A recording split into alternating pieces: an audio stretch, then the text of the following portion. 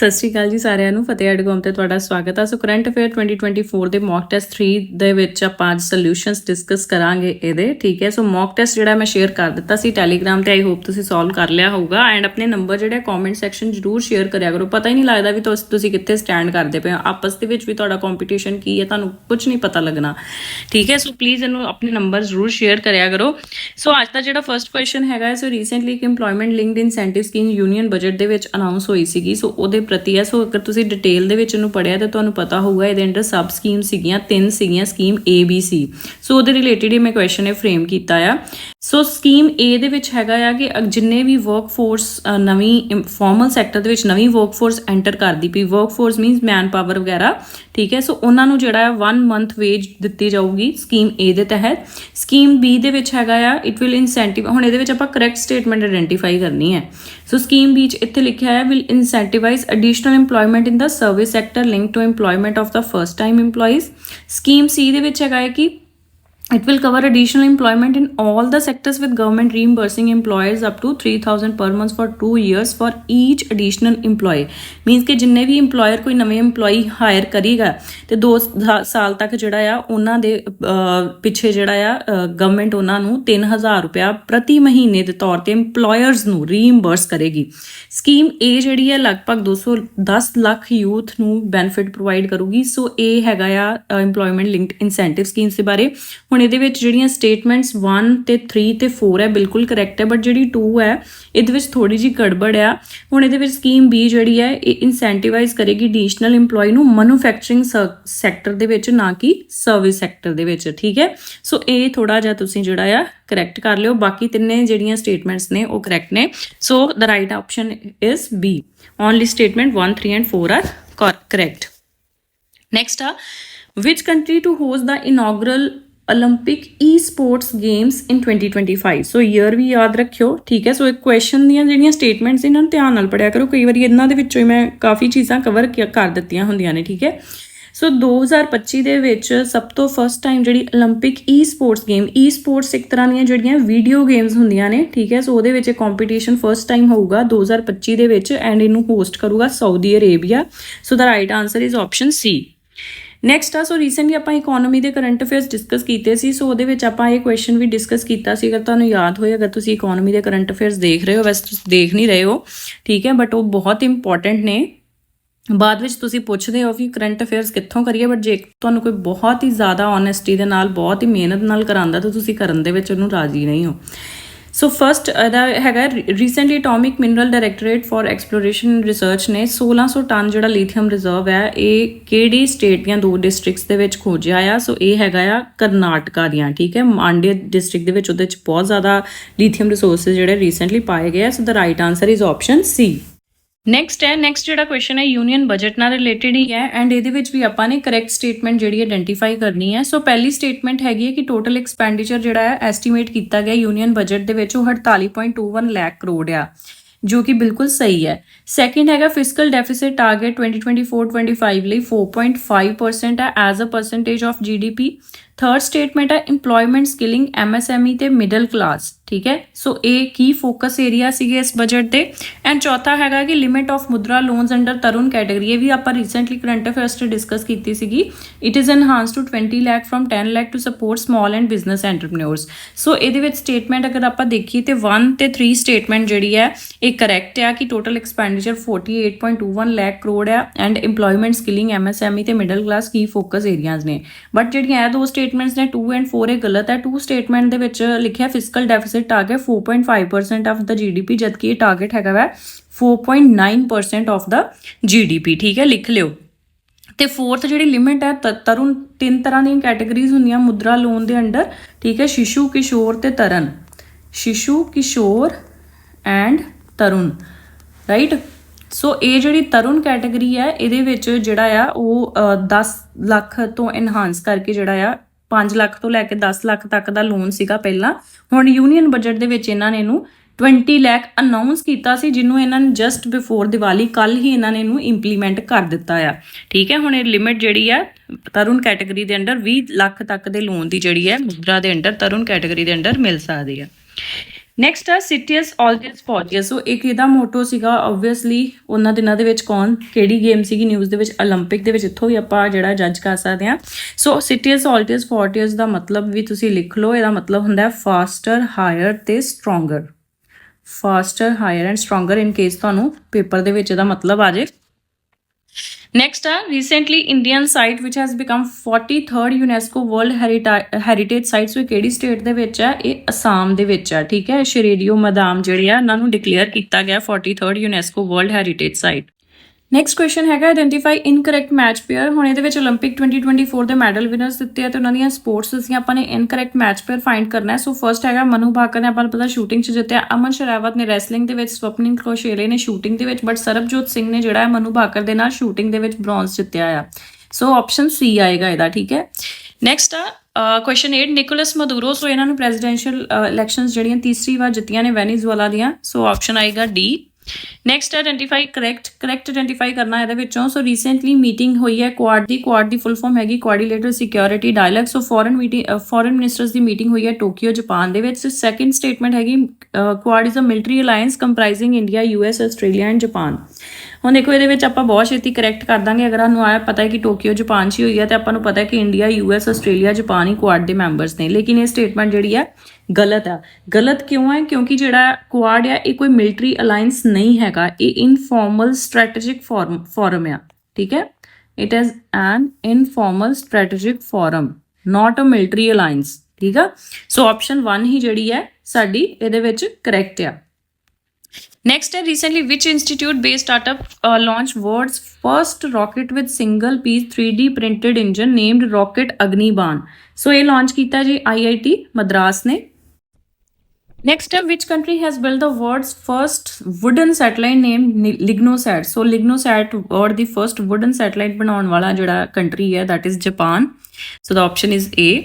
Next ਆ identify correct. So every year world no tobacco day ਜਿਹੜਾ ਆ 31 ਮਈ ਨੂੰ ਆਪਾਂ ਆਬਜ਼ਰਵ ਕਰਦੇ ਹਾਂ। ਇਸ ਸਾਲ ਦਾ ਥੀਮ ਹੈਗਾ protecting children from tobacco industry interference. So ਦੋਨੋਂ ਹੀ ਸਟੇਟਮੈਂਟਸ ਜਿਹੜੀਆਂ ਨੇ ਕਰੈਕਟ ਨੇ, ਆਪਾਂ ਕਰੈਕਟ ਆਇਡੈਂਟੀਫਾਈ ਕਰਨਾ ਹੈ। ਨਾਲ ਹੀ ਤੁਹਾਨੂੰ ਮੈਂ ਦੱਸ ਦੇਵਾਂ ਕਿ PV ਸਟਾਰ ਜਿਹੜੇ PV ਸਿੰਧੂ ਹੈ ਇਹਨਾਂ ਨੂੰ ਟੋਬੈਕੋ ਕੰਟਰੋਲ ਡੇ ਦਾ ਬ੍ਰਾਂਡ ਅੰਬੈਸਡਰ ਵੀ ਬਣਾਇਆ ਗਿਆ ਆ। ਨੈਕਸਟ ਹੈ ਰੀਸੈਂਟਲੀ ਕੰਸੀਡਰ ਦ ਫੋਲੋਇੰਗ ਸਟੇਟਮੈਂਟ। ਸੋ ਇਹ ਕੁਝ ਸਟੇਟਮੈਂਟਸ ਨੇ ਆਪਾਂ ਨੇ ਇਹਦੇ ਵਿੱਚ ਆਇਡੈਂਟੀਫਾਈ ਕਰਨਾ ਹੈ ਕਿ ਬਰਡ ਕਿਹਦੇ ਦੀ ਗੱਲ ਹੋ ਰਹੀ ਹੈ। ਸੋ ਇਹ ਟਾਲੈਸਟ ਫਲਾਈਂਗ ਬਰਡ ਆ। ਵਰਲਡ ਦੇ ਵਿੱਚ ਉੱਤਰ ਪ੍ਰਦੇਸ਼ ਨੇ ਰੀਸੈਂਟਲੀ ਇਹਨੂੰ ਸਟੇਟ ਬਰਡ ਵੀ ਡਿਕਲੇਅਰ ਕੀਤਾ ਹੈ ਤੇ ਇਹਦਾ IUCN ਸਟੇਟਸ ਜਿਹੜਾ ਆ ਵਲਨਰੇਬਲ ਆ। ਸੋ ਇਹ ਬਰਡ ਕਿਹੜਾ ਆ? ਇਹ ਬਰਡ ਹੈਗਾ ਸੌਰਸ ਕ੍ਰੇਨ। ਆਪਾਂ ਪਿਛਲੇ ਕਰੰਟ ਅਫੇਅਰਸ 'ਚ ਵੀ ਆਪਾਂ ਇਹਨੂੰ ਡਿਸਕਸ ਕੀਤਾ ਸੀਗਾ, ਠੀਕ ਹੈ ਜੀ। ਸੋ ਇੱਕ ਵੀ ਸਟੇਟਮੈਂਟ ਤੁਹਾਨੂੰ ਪਤਾ ਹੋਏਗੀ ਤਾਂ ਤੁਸੀਂ ਆਨਸਰ ਇਹਨੂੰ ਕਰੈਕਟ ਦੇ ਸਕਦੇ ਹੋ। ਨੈਕਸਟ ਹੈਗਾ ਰੀਸੈਂਟਲੀ ਨਿਊਜ਼ ਹੂ ਵਾਸ ਸੁਕੁਮਾਰ ਸੇਨ। ਸੋ ਸੁਕੁਮਾਰ ਸੇਨ ਜਿਹੜੇ ਆ ਇਹ first chief election commissioner India ਦੇ ਨੇ ਐਂਡ ਰੀਸੈਂਟਲੀ ਅਨਾਊਂਸ ਕੀਤਾ ਗਿਆ ਸੀ ਕਿ ਇਹਨਾਂ ਦੇ ਇੱਕ ਬਾਇਓਪਿਕ ਜਿਹੜੀ ਆ ਬਣੇਗੀ, ਤਾਂ ਹੀ ਕਰਕੇ ਕਰੰਟ ਅਫੇਅਰ ਦੇ ਵਿੱਚ ਆਇਆ ਆ question. So option is D. Next ਹੈ ਰੀਸੈਂਟਲੀ ਨਿਊਜ਼ ਅਬੂ ਮੂਸਾ ਆਈਲੈਂਡ। ਸੋ ਅਬੂ ਮੂਸਾ ਆਈਲੈਂਡ ਜਿਹੜਾ ਇੱਕ ਬੋਨ ਆਫ ਕੰਟੈਂਸ਼ਨ, ਇੱਕ ਡਿਸਪਿਊਟ ਦਾ ਰੀਜ਼ਨ ਬਣਿਆ ਹੋਇਆ ਆ ਰੀਸੈਂਟਲੀ ਈਰਾਨ ਤੇ UAE ਦੇ ਵਿੱਚ। ਸੋ ਉਹਦਾ ਆਪਸ਼ਨ ਇਜ਼ ਬੀ। ਨੈਕਸਟ ਆ ਰੀਸੈਂਟਲੀ ਇੱਥੇ ਹੂ ਨਹੀਂ ਆਉਣਾ, ਠੀਕ ਹੈ। So recently Claudia Sheinbaum has been elected as the first woman prime minister of. So Claudia Sheinbaum ਜਿਹੜੇ ਨੇ ਇਹ ਮੈਕਸੀਕੋ ਦੇ ਫਰਸਟ ਵੂਮਨ ਪ੍ਰਾਈਮ ਮਿਨਿਸਟਰ ਬਣੇ ਨੇ। ਨੈਕਸਟ ਆ which of the following countries not a member of the multilateral intelligence sharing network 5i alliance. So 5i alliance intelligence sharing network ਆ। ਇਹ ਉਹਨਾਂ ਕੰਟਰੀਜ਼ ਦਾ ਇੰਟੈਲੀਜੈਂਸ ਸ਼ੇਅਰਿੰਗ ਨੈਟਵਰਕ ਆ ਜਿੱਥੇ ਆਪਣੇ ਪੰਜਾਬੀ ਜਿਹੜੇ ਆ ਸਭ ਤੋਂ ਜ਼ਿਆਦਾ ਗਏ ਹੋਏ ਨੇ ਜਾਂ ਜਾਣਾ ਚਾਹੁੰਦੇ ਆ। ਇਹਦੇ ਵਿੱਚ US, UK, ਕੈਨੇਡਾ, ਆਸਟ੍ਰੇਲੀਆ ਤੇ ਨਿਊਜ਼ੀਲੈਂਡ ਆਉਂਦਾ ਆ। ਸੋ ਇਦਾਂ ਯਾਦ ਰੱਖ ਲਿਓ, ਠੀਕ ਹੈ। ਸੋ ਇਟਲੀ ਇਹਦਾ ਮੈਂਬਰ ਜਿਹੜਾ ਨਹੀਂ ਹੈ। ਸੋ ਇਹਦੀ ਆਪਸ਼ਨ ਸਾਡੀ ਆਏਗੀ ਡੀ। ਨੈਕਸਟ ਆ ਵਿਚ ਕੰਟਰੀ ਹੋਸਟਡ ਦਾ 2024 ਵਰਲਡ ਐਨਵਾਇਰਨਮੈਂਟ ਡੇ ਗਲੋਬਲ ਸੈਲੀਬ੍ਰੇਸ਼ਨ। ਸੋ ਇਹ ਰੀਸੈਂਟਲੀ ਇੱਕ ਪੇਪਰ ਦੇ ਵਿੱਚ ਜਿਹੜਾ ਕੁਐਸਚਨ ਪੁੱਛਿਆ ਵੀ ਜਾ ਚੁੱਕਾ ਆ। ਸੋ ਇਹ ਸਾਊਦੀ ਅਰੇਬੀਆ ਨੇ ਜਿਹੜਾ ਆ ਹੋਸਟ ਕੀਤਾ ਆ 2024 world global environmental day global celebration. The option is B. Next ਹੈ Nagi and Nakti bird sanctuary. So Nagi and Nakti bird sanctuaries ਨੂੰ ਰੀਸੈਂਟਲੀ ਰਾਮਸਰ ਸਾਈਟ ਦੇ ਵਿੱਚ ਐਡ ਕੀਤਾ ਗਿਆ ਆ ਐਂਡ ਇਹ ਬਿਲੋਂਗ ਕਰਦੀਆਂ ਨੇ ਬਿਹਾਰ ਤੋਂ। ਨੈਕਸਟ ਹੈ ਰੀਸੈਂਟਲੀ ਸੋ ਇੱਥੇ ਵੀ ਨਹੀਂ ਆਉਣਾ, ਠੀਕ ਹੈ। ਸੋ ਰੀਸੈਂਟਲੀ ਓਲੇ ਕੋਨੈਂਕੋ ਜਿਹੜੇ ਆ ਇਹ ਫਰਸਟ ਪਰਸਨ ਬਣੇ ਨੇ ਜਿਨ੍ਹਾਂ ਨੇ 1000 ਕਿਊਮੂਲੇਟਿਵ ਡੇਜ਼ ਜਿਹੜੇ ਸਪੈਂਡ ਕੀਤੇ ਨੇ ਸਪੇਸ ਦੇ ਵਿੱਚ। ਸੋ ਇਹ ਰਸ਼ੀਆ ਤੋਂ ਬਿਲੋਂਗ ਕਰਦੇ ਨੇ। So the option is D. Next ਆ ਵਿਚ ਅਮੰਗ ਦਾ ਫੋਲੋਇੰਗ। ਸੋ ਇਹ ਕੁਐਸਚਨ ਵੀ ਰੀਸੈਂਟਲੀ ਇੱਕ PSSB ਆਈ ਥਿੰਕ ਜਾਂ PPSC ਦੇ ਪੇਪਰ ਦੇ ਵਿੱਚ ਆ ਚੁੱਕਾ ਆ। Which of the following is not one of the 6 principal organs of United nations. ਆਪਾਂ ਨੂੰ ਪਤਾ 6 ਪ੍ਰਿੰਸੀਪਲ ਆਰਗਨਸ ਨੇ UN ਦੀਆਂ, ठीक है, जिहदे विचों जिहड़ी इंटरनैशनल क्रिमिनल कोर्ट आ ये नहीं हैगी, लेकिन इंटरनैशनल कोर्ट ऑफ जस्टिस जिहड़ी हैगी आ इहदी जगह ते। ठीक है, सो इंटरनैशनल कोर्ट ऑफ जस्टिस जिहड़े आ ਇਹਦੇ ਹੈੱਡਕੁਆਟਰਸ ਹੇਗ ਨੀਦਰਲੈਂਡਸ ਦੇ ਵਿੱਚ ਨੇ ਔਰ ਇਹੀ ਇੱਕ ਜਿਹੜੀ ਏਜੰਸੀ ਹੈ ਜਿਹਦਾ ਕਿ ਮਤਲਬ ਯੂਐਨ ਦਾ ਪਾਰਟ ਵੀ ਹੈ, ਬਟ ਇਹਦੇ ਹੈੱਡਕੁਆਟਰਸ ਯੂਐਨ ਦੇ ਹੈੱਡਕੁਆਟਰਸ ਦੇ ਵਿੱਚ ਨਹੀਂ ਨੇ, ਕਿਉਂਕਿ ਯੂਐਨ ਦੇ ਹੈੱਡਕੁਆਟਰਸ ਕਿੱਥੇ ਨੇ? ਨਿਊਯਾਰਕ ਦੇ ਵਿੱਚ। ਬਾਕੀ ਜਿੰਨੀਆਂ ਵੀ ਯੂਐਨ ਦੀਆਂ ਆਰਗਨਸ ਨੇ ਇਹਨਾਂ ਦੇ ਹੈੱਡਕੁਆਟਰਸ ਨਿਊਯਾਰਕ ਦੇ ਵਿੱਚ ਨੇ, but international court of justice ਤੇ ਨਹੀਂ ਹੈ। ਸੋ ਇਹਦੇ ਵਿੱਚ ਇੰਟਰਨੈਸ਼ਨਲ ਕ੍ਰਿਮੀਨਲ ਕੋਰਟ ਜਿਹੜਾ ਆ ਇਹ ਰੋਮ ਸਟੈਚੂ ਦੇ ਅੰਡਰ ਬਣਿਆ ਸੀ, ਯੂਐਨ ਦੇ ਨਾਲ ਇਹਦਾ ਕੋਈ ਵੀ ਲੈਣਾ ਦੇਣਾ ਨਹੀਂ ਹੈਗਾ। ਠੀਕ ਹੈ, so the right answer is option C. Next ਹੈ ਆਇਡੈਂਟੀਫਾਈ ਕਰੈਕਟ ਪ੍ਰੈਸਟਨ ਕਰਵ ਦੇ ਗਿਨੀ ਕੋਫੀਸ਼ੀਐਂਟ ਦੇ ਬਾਰੇ ਲਿਖਿਆ ਹੋਇਆ ਹੈ। Preston curve represent income inequality, Gini coefficient represent relation between per capita income and life expectancy. ਠੀਕ ਹੈ, ਐਕਸਪੈਕਟੈਂਸੀ। ਸੋ ਇਹਦੇ ਵਿੱਚ ਕਰੈਕਟ ਸਟੇਟਮੈਂਟ ਆਪਾਂ ਆਇਡੈਂਟੀਫਾਈ ਕਰਨੀ ਹੈ। ਸੋ ਦੋਨੋਂ ਹੀ ਇਨਕਰੈਕਟ ਨੇ, ਸੋ ਨੀਦਰ 1 ਨੋਰ 2 ਆਏਗਾ ਇਹਦਾ ਆਪਸ਼ਨ, ਕਿਉਂਕਿ ਪ੍ਰੈਸਟਨ ਕਰਵ ਜਿਹੜਾ ਹੈ ਰਿਲੇਸ਼ਨ ਸ਼ੇਅਰ ਕਰਦਾ ਪਰ ਕੈਪੀਟਾ ਇਨਕਮ ਦੇ ਵਿੱਚ ਤੇ ਲਾਈਫ ਐਕਸਪੈਕਟੈਂਸੀ ਦੇ ਵਿੱਚ, ਜਦਕਿ ਗਿਨੀ ਕੋਫੀਸ਼ੀਐਂਟ ਜਿਹੜਾ ਆ ਇਨਕਮ ਇਨਇਕੁਐਲਿਟੀ ਦੇ ਵਿੱਚ ਦੇ ਬਾਰੇ ਜਿਹੜਾ ਦੱਸਦਾ ਹੈ। ਨੈਕਸਟ ਹੈ consider the following statements and identify incorrect. ਹੁਣ ਇਹਦੇ ਵਿੱਚ ਆਪਾਂ ਨੇ ਇਨਕਰੈਕਟ ਜਿਹੜੀ ਹੈ ਸਟੇਟਮੈਂਟ ਆਇਡੈਂਟੀਫਾਈ ਕਰਨੀ ਹੈ। ਸੋ ਫਰਸਟ ਸਟੇਟਮੈਂਟ ਹੈਗੀ ਇੰਟਰਨੈਸ਼ਨਲ ਸਪੇਸ ਸਟੇਸ਼ਨ ਲਾਰਜੈਸਟ ਮੈਨ ਮੇਡ ਤੇ ਹੈਬਿਟੇਬਲ ਆਰਟੀਫਿਸ਼ੀਅਲ ਸੈਟੇਲਾਈਟ ਆ, ਆਪਾਂ ਨੂੰ ਪਤਾ ਹੈ, ਸ਼ਾਇਦ ਤੁਸੀਂ ਪੜ੍ਹਿਆ ਵੀ ਹੋਵੇ ਇਹਦੇ ਬਾਰੇ। ਸੋ ਇਹ ਰਿਸਰਚ ਫੈਸਿਲਿਟੀ ਆ ਜਿਹੜੀ ਕਿ European space agency European countries USA, Japan, Canada and even Russia ਨੇ ਡਿਵੈਲਪ ਕੀਤੀ ਹੋਈ ਹੈ ਐਂਡ ਇਹਨੂੰ ਨੀਅਰ ਅਰਥ ਆਰਬਿਟ ਦੇ ਵਿੱਚ ਅਰਾਊਂਡ 500 ਕਿਲੋਮੀਟਰ ਅਬਵ ਅਰਥ ਇੰਸਟਾਲ ਕੀਤਾ ਗਿਆ ਹੈ। ਸੋ ਇਹਦੇ ਵਿੱਚ ਕਿਉਂਕਿ ਆਪਾਂ ਨੇ ਇਨਕਰੈਕਟ ਸਟੇਟਮੈਂਟ ਆਇਡੈਂਟੀਫਾਈ ਕਰਨੀ ਹੈ, ਸੋ ਕੋਈ ਵੀ ਸਟੇਟਮੈਂਟ ਇਹਦੇ ਵਿੱਚ ਇਨਕਰੈਕਟ ਨਹੀਂ ਹੈ। ਸੋ ਸਾਡੀ ਆਪਸ਼ਨ ਆਏਗੀ ਡੀ। Next है recently which country has become the first nation to evacuate island community from Gardi Sugdub Island। so ਇਹ climate change ਦੇ impact ਕਰਕੇ first time ਕਿਸੇ ਨੂੰ island community ਨੂੰ ਇੱਥੋਂ ਆਪਣੇ ਜਿਹੜੇ ਜਗ੍ਹਾ ਆ ਛੱਡਣੀ ਪਈ ਹੈ। ਸੋ ਇਹ ਪਨਾਮਾ ਦੇ ਵਿੱਚ ਇਹ ਚੀਜ਼ ਜਿਹੜੀ ਹੈ ਹੋਈ ਹੈ। ਠੀਕ ਹੈ, ਸੋ the right answer is option A। next ਹੈ ਆਇਡੈਂਟੀਫਾਈ ਕਰੈਕਟ ਅਬਾਊਟ ਪ੍ਰਧਾਨ ਮੰਤਰੀ ਆਵਾਸ ਯੋਜਨਾ। ਸੋ ਪ੍ਰਧਾਨ ਮੰਤਰੀ ਆਵਾਸ ਯੋਜਨਾ ਇੱਕ government of India the initiative ਹੈ ਜਿਹਦੇ ਵਿੱਚ ਅਰਬਨ ਤੇ ਰੂਰਲ ਪੂਅਰ ਨੂੰ ਅਫੋਰਡੇਬਲ ਹਾਊਸਿੰਗ ਪ੍ਰੋਵਾਈਡ ਕਰਨ ਦੀ ਗੱਲ ਕੀਤੀ ਗਈ ਹੈ, ਜਿਹਦੇ ਵਿੱਚ ਇਹਨਾਂ ਦਾ ਮੇਨ ਵਿਜ਼ਨ ਸੀਗਾ ਹਾਊਸਿੰਗ ਫॉर ਆਲ ਬਾਈ 2022। ਇਹ ਜੂਨ 25 2015 ਨੂੰ ਲਾਂਚ ਕੀਤੀ ਗਈ ਹੈ ਐਂਡ ਇਹਨੂੰ ਇੰਪਲੀਮੈਂਟ ਕੀਤਾ ਗਿਆ ਹੈ ਮਿਨਿਸਟਰੀ ਆਫ ਰੂਰਲ ਡਿਵੈਲਪਮੈਂਟ ਵੱਲੋਂ ਰੂਰਲ ਏਰੀਆਜ਼ ਲਈ। ਠੀਕ ਹੈ, and ministry of housing and urban affairs ਜਿਹੜੀ ਹੈ ਇਹਨਾਂ ਨੂੰ ਅਰਬਨ ਏਰੀਆਜ਼ ਦੇ ਵਿੱਚ ਇੰਪਲੀਮੈਂਟ ਲਈ। ਸੋ ਇਹਦੇ ਵਿੱਚ ਇਹ ਜਿਹੜੀ ਸਟੇਟਮੈਂਟ ਹੈ ਇਹ ਗਲਤ ਹੈ ਕਿ ਦੋਵੇਂ ਹੀ ਰੂਰਲ ਤੇ ਅਰਬਨ ਵਾਸਤੇ ਮਿਨਿਸਟਰੀ ਆਫ ਰੂਰਲ ਡਿਵੈਲਪਮੈਂਟ ਹੀ ਕਰ ਰਹੀ ਹੈ। ਸੋ ਇਹ ਗਲਤ ਹੈ ਕਿਉਂਕਿ ਅਰਬਨ ਵਾਸਤੇ ministry of housing and urban affairs ਕਰਦੀ ਪਈ ਹੈ। ਸੋ ਫੋਰਥ ਸਟੇਟਮੈਂਟ ਇਨਕਰੈਕਟ ਹੈ, ਬਾਕੀ ਤਿੰਨੇ ਸਟੇਟਮੈਂਟ ਜਿਹੜੀਆਂ ਨੇ ਕਰੈਕਟ ਹੈ। So the right answer is option B. Next ਹੈ recently few countries have officially joined BRICS ਨੂੰ ਜੁਆਇਨ ਕੀਤਾ ਆ। ਸੋ ਇਹਨਾਂ ਦੇ ਵਿੱਚੋਂ ਆਪਾਂ ਨੇ ਫਾਈਂਡ ਕਰਨੀ ਹੈ ਕਿ ਕਿਹੜੀ ਨਹੀਂ ਹੈ। ਸੋ ਇਜਿਪਟ, ਇਥੋਪੀਆ, ਇਰਾਨ, UAE ਤੇ ਸਾਊਦੀ ਅਰੇਬੀਆ ਇਹਨਾਂ ਕੰਟਰੀਜ਼ ਨੇ ਰੀਸੈਂਟਲੀ ਬ੍ਰਿਕਸ ਜੁਆਇਨ ਕੀਤੀ ਹੈ। ਬੈਲਾਰਸ ਨੇ ਬ੍ਰਿਕਸ ਜੁਆਇਨ ਨਹੀਂ ਕੀਤੀ ਹੈ। ਸੋ ਆਪਸ਼ਨ ਇਜ਼ ਡੀ। ਨੈਕਸਟ ਹੈ ਪ੍ਰੇਮ ਸਿੰਘ ਤਮੰਗ। ਸੋ ਇਹ ਚੀਫ ਮਿਨਿਸਟਰ ਬਣੇ ਨੇ ਸਿੱਕਿਮ ਦੇ। ਸੋ ਬੀ ਆਏਗਾ ਇਹਦਾ।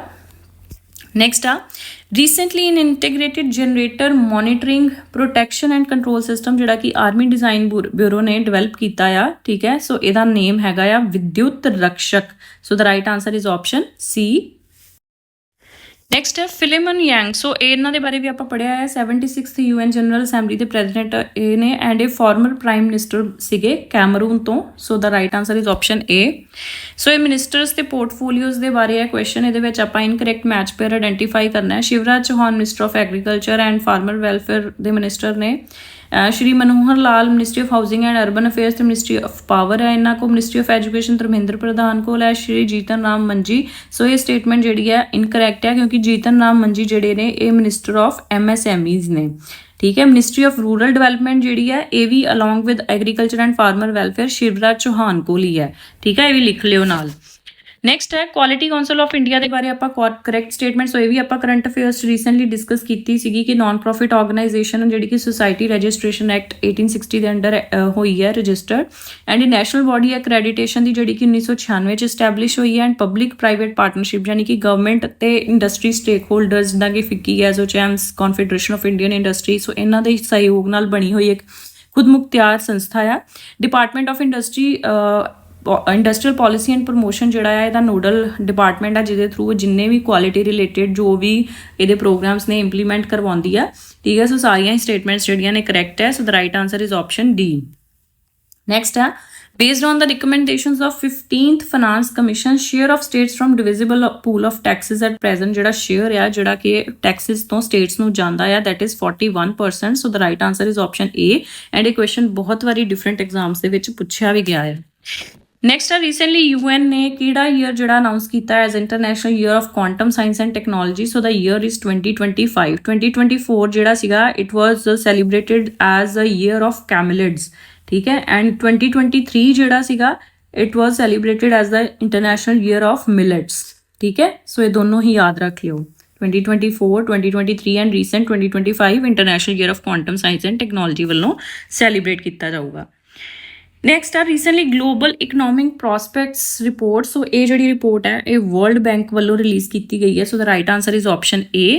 ਗਲੋਬਲ ਜੈਂਡਰ ਗੈਪ ਰਿਪੋਰਟ ਜਿਹੜੀ ਹੈ ਰਿਲੀਜ਼ ਕੀਤੀ ਗਈ ਹੈ ਵਰਲਡ ਇਕਨੋਮਿਕ ਫੋਰਮ ਵੱਲੋਂ ਰੀਸੈਂਟਲੀ। ਨੈਕਸਟ ਹੈ ਰੀਸੈਂਟਲੀ ਨਿਊਜ਼ ਵਿਚ is the nodal ministry for GREAT scheme. So GREAT scheme ਦੇ ਬਾਰੇ ਅਗਰ ਸਾਨੂੰ ਇਹਦੀ ਫੁੱਲ ਫਾਰਮ ਪਤਾ ਹੋਏ ਤਾਂ ਸਾਨੂੰ ਪਤਾ ਲੱਗ ਜਾਣਾ ਕਿ ਕਿਹੜੀ ਮਿਨਿਸਟਰੀ ਇਹਦੀ ਨੋਡਲ ਮਿਨਿਸਟਰੀ ਹੈ। So the right answer is option C, ministry of textile ਹੈ। ਸੋ ਗ੍ਰੇਟ ਦੀ ਫੁੱਲ ਫਾਰਮ ਹੈਗੀ ਹੈ ਗ੍ਰਾਂਟ ਫॉर, ਲਿਖ ਲਓ, grant for research and entrepreneurship, grant for research and entrepreneurship across aspiring innovators in technical textiles, ਠੀਕ ਹੈ। ਜੋ national mission ਹੈ ਸਾਡਾ ਟੈਕਨੀਕਲ ਟੈਕਸਟਾਈਲਸ ਦਾ, ਸੋ ਉਹਦਾ ਹੀ ਇਹ ਪਾਰਟ ਹੈ ਗ੍ਰੇਟ ਸਕੀਮ ਜਿਹੜੀ ਹੈ। ਮਿਨਿਸਟਰੀ ਆਫ ਟੈਕਸਟਾਈਲ ਇਹਦੀ ਜਿਹੜੀ ਹੈ ਨੋਡਲ ਏਜੰਸੀ ਹੈ। ਨੈਕਸਟ ਆ identify correct about G7। So G7 ਇੱਕ ਇਨਫੋਰਮਲ ਫੋਰਮ ਆ, ਸਭ ਤੋਂ ਪਹਿਲਾਂ ਤਾਂ ਇਹ ਯਾਦ ਰੱਖਿਓ। So Italy, Canada, France, Germany, US, Japan, UK and USA ਦੇ ਮੈਂਬਰਸ ਨੇ, ਠੀਕ ਹੈ। ਸੋ ਇਹ ਜਿਹੜਾ 1973 ਦੇ ਵਿੱਚ ਆਇਲ ਕ੍ਰਾਈਸਿਸ ਹੋਇਆ ਸੀਗਾ ਉਸ ਤੋਂ ਬਾਅਦ ਇਹ ਜਿਹੜੀ ਸੀਗੀ ਇਸਟੈਬਲਿਸ਼ ਹੋਈ ਸੀਗੀ forum and it was expanded into G8। 1997 ਦੇ ਵਿੱਚ ਐਕਸਪੈਂਡ ਹੋਈ ਸੀ with the inclusion of Russia and Russia ਨੂੰ ਬਾਅਦ ਵਿੱਚ 2014 ਦੇ ਵਿੱਚੋਂ ਇਹਨੂੰ ਬਾਹਰ ਕੱਢ ਦਿੱਤਾ ਗਿਆ ਸੀਗਾ following the annexation of Crimea and ਇਹਦਾ ਕੋਈ ਵੀ ਪਰਮਾਨੈਂਟ ਐਡਮਿਨਿਸਟ੍ਰੇਟਿਵ ਸਟਰਕਚਰ ਜਿਹੜਾ ਹੈ ਨਹੀਂ ਹੈ। ਸੋ ਸਾਰੀਆਂ ਹੀ ਸਟੇਟਮੈਂਟਸ ਕਰੈਕਟ ਨੇ। So the right answer is option D. Next ਆ ਰੀਸੈਂਟਲੀ ਜੰਮੂ ਐਂਡ ਕਸ਼ਮੀਰ ਜਿਹੜੀ ਹੈ ਇਹਨੇ MOU ਸਾਈਨ ਕੀਤਾ ਹੈ ਨਿਊਜ਼ੀਲੈਂਡ ਦੇ ਨਾਲ ਐਗਰੀਕਲਚਰ ਪਾਰਟਨਰਸ਼ਿਪ ਨੂੰ ਲੈ ਕੇ, ਠੀਕ ਹੈ। So the right answer is option A. So Stockholm convention ਕਾਫੀ ਵਾਰ ਨਿਊਜ਼ ਦੇ ਵਿੱਚ ਰਹਿੰਦੀ ਹੈ। So international legally binding agreement ਹੈ ਪਰਸਿਸਟੈਂਟ ਆਰਗੈਨਿਕ ਪੋਲਿਊਟੈਂਟਸ ਦੇ ਉੱਤੇ। ਪਰਸਿਸਟੈਂਟ ਆਰਗੈਨਿਕ ਪੋਲਿਊਟੈਂਟਸ ਉਹ ਪੋਲਿਊਟੈਂਟਸ ਹੁੰਦੇ ਨੇ ਜਿਹੜੇ ਕਿ ਬਹੁਤ ਲਾਈਫ ਟਾਈਮ ਲਈ ਮਤਲਬ ਬਹੁਤ ਜ਼ਿਆਦਾ ਲੰਬੇ ਸਮੇਂ ਤੱਕ ਜਿਹੜਾ ਆ এনवायरमेंट ਦੇ ਵਿੱਚ ਰਹਿੰਦੇ ਨੇ। ਨੈਕਸਟ ਹੈ consider the following statements and identify correct answer. So recently world the highest railway bridge ਜਿਹੜਾ ਆ ਇਹ ਇਨੋਗਰੇਟ ਕੀਤਾ ਗਿਆ ਸੀਗਾ ਐਂਡ ਇਹਨੂੰ ਕੰਸਟਰਕਟ ਕੀਤਾ ਗਿਆ Udhampur Srinagar Baramulla rail link project ਦੇ ਪਾਰਟ ਦੇ ਨਾਲ। ਸੋ ਇਹ 359 ਮੀਟਰ ਆ ਤੇ ਜਿਹੜਾ ਪੈਰਿਸ ਦਾ ਆਈਫਲ ਟਾਵਰ ਆ ਉਹ ਤੋਂ 35 ਮੀਟਰ ਟਾਲਰ ਆ ਐਂਡ 260 ਕਿਲੋਮੀਟਰ ਪਰ ਆਰ ਦੀ ਸਪੀਡ ਨਾਲ ਵੀ ਵਗ ਰਹੀਆਂ ਹਵਾਵਾਂ ਨੂੰ ਰੈਜ਼ਿਸਟ ਕਰ ਸਕਦਾ ਹੈ, ਐਕਸਟ੍ਰੀਮ ਟੈਂਪਰੇਚਰਸ ਨੂੰ, ਅਰਥਕੁਏਕਸ ਨੂੰ ਰੈਜ਼ਿਸਟ ਕਰ ਸਕਦਾ ਹੈ ਐਂਡ ਇਹ ਬ੍ਰਿਜ ਜਿਹੜਾ ਕੰਸਟਰਕਟ ਕੀਤਾ ਗਿਆ ਕਿਸ ਰਿਵਰ ਦੇ ਉੱਤੇ ਕੰਸਟਰਕਟ ਕੀਤਾ ਗਿਆ ਇਹ ਆਪਾਂ ਨੇ ਜਾਣਨਾ ਆ। ਸੋ ਇਹ ਕੰਸਟਰਕਟ ਕੀਤਾ ਗਿਆ ਰਿਵਰ ਚਨਾਬ ਦੇ ਉੱਤੇ, ਠੀਕ ਹੈ ਜੀ। ਨੈਕਸਟ ਹੈ ਰੀਸੈਂਟਲੀ ਮਿਸ਼ਨ ਨਿਸ਼ਚੇ। ਸੋ ਇਹਦੇ ਬਾਰੇ ਮੈਂ ਇੱਕ ਸ਼ਾਰਟ ਵੀ ਬਣਾਇਆ ਸੀਗਾ। ਪੰਜਾਬ ਪੁਲਿਸ ਨੇ ਫਾਜ਼ਿਲਕਾ ਡਿਸਟ੍ਰਿਕਟ ਨਾਲ ਮਿਲ ਕੇ ਜਿਹੜਾ ਆ ਨਸ਼ਿਆਂ ਦੇ ਵਿਰੁੱਧ ਮਤਲਬ ਬਾਰਡਰ ਸਿਕਿਉਰਿਟੀ ਫੋਰਸ ਦੀ ਕੋਲੈਬੋਰੇਸ਼ਨ ਦੇ ਨਾਲ ਇਹ ਜਿਹੜਾ ਸੀਗਾ ਲਾਂਚ ਕੀਤਾ ਸੀਗਾ ਫਾਜ਼ਿਲਕਾ ਡਿਸਟ੍ਰਿਕਟ ਦਾ ਆਨਸਰ ਹੈ ਡੀ ਆਪਸ਼ਨ। ਨੈਕਸਟ ਆ identify incorrect about national financing reporting authority. So national financing reporting authority ਜਿਹੜੀ ਆ ਇਹ ਜਿੰਨੇ ਵੀ ਸਾਡੇ ਅਕਾਊਂਟਿੰਗ ਐਂਡ ਆਡਿਟਿੰਗ ਪਾਲਿਸੀਜ਼ ਬਣਦੀਆਂ ਨੇ ਸੋ ਗਵਰਨਮੈਂਟ ਨੂੰ ਰਿਕਮੈਂਡ ਕਰਦਾ। ਇਹਦੇ ਹੈੱਡਕੁਆਰਟਰਸ ਦਿੱਲੀ ਦੇ ਵਿੱਚ ਹੁੰਦੇ ਨੇ ਐਂਡ ਇਹਦਾ 2018 ਦੇ ਵਿੱਚ ਇਹਨੂੰ ਗਵਰਨਮੈਂਟ ਨੇ ਫਾਰਮ ਕੀਤਾ ਸੀ under section 132 subsection 1 of companies act. ਇਹਦੇ ਵਿੱਚ ਇੱਕ ਚੇਅਰਪਰਸਨ ਹੁੰਦਾ ਜਿਹਨੂੰ ਸੈਂਟਰਲ ਗਵਰਨਮੈਂਟ ਵੱਲੋਂ ਅਪਾਇੰਟ ਕੀਤਾ ਜਾਂਦਾ ਹੈ ਐਂਡ ਇਸ ਤੋਂ ਇਲਾਵਾ 15 ਤੋਂ ਵੱਧ ਇਹਦੇ ਵਿੱਚ ਮੈਂਬਰ ਨਹੀਂ ਹੁੰਦੇ ਜਿਹਦੇ ਵਿੱਚ ਪਾਰਟ ਟਾਈਮ ਤੇ ਫੁੱਲ ਟਾਈਮ ਮੈਂਬਰਸ ਵੀ ਹੁੰਦੇ and accounting and auditing policy standard related ਜੋ ਵੀ ਕੰਪਨੀਜ਼ ਫੋਲੋ ਕਰਦੀਆਂ ਨੇ ਜਾਂ ਕਰਨਾ ਚਾਹੀਦਾ ਨੇ ਉਹ ਸੈਂਟਰਲ ਗਵਰਨਮੈਂਟ ਨੂੰ ਰਿਕਮੈਂਡ ਕਰਦਾ ਆ। ਸੋ ਸਾਰੀਆਂ ਹੀ ਸਟੇਟਮੈਂਟਸ ਕਰੈਕਟ ਨੇ। So the right answer is option D ਕਿ ਕੋਈ ਵੀ ਇਨਕਰੈਕਟ ਨਹੀਂ ਹੈ। ਨੈਕਸਟ ਸਾਨੂੰ ਕੁਝ ਸਟੇਟਮੈਂਟਸ ਦਿੱਤੀਆਂ ਨੇ ਆਪਾਂ ਨੇ ਇੰਸਟੀਟਿਊਸ਼ਨ ਆਈਡੈਂਟੀਫਾਈ ਕਰਨਾ ਆ। ਸੋ ਇਹ UN ਏਜੰਸੀ ਹੈ ਜਿਹੜੀ ਕਿ 1919 ਦੇ ਵਿੱਚ ਫਾਊਂਡ ਹੋਈ ਸੀਗੀ under the League of Nation. So ਇਹ one of the oldest specialised agency ਹੈ UN ਦੀ ਜਿਹਦੇ 187 ਮੈਂਬਰਸ ਨੇ।